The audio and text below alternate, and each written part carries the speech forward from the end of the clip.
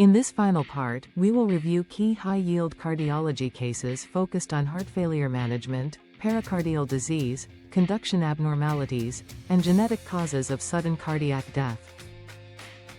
These topics are essential for clinical reasoning and frequently tested in medical exams. Let's continue with Case 7.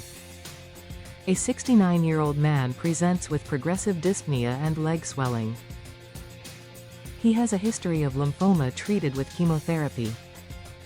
Echocardiogram shows biventricular dilation and an ejection fraction of 35%. The appropriate long-term therapy to improve survival is carvedilol. This patient has systolic heart failure due to non-ischemic cardiomyopathy. Beta blockers, such as carvedilol, improve survival in heart failure with reduced ejection fraction. Case 8. A 33-year-old woman presents with sharp chest pain that worsens with inspiration and improves when leaning forward. She recently had an upper respiratory infection. The expected finding is a pericardial friction rub. This is acute pericarditis, most commonly caused by viral infection. The friction rub is a high-pitched, scratchy sound and is the most specific physical finding. Case 9. A 15-year-old boy presents with palpitations.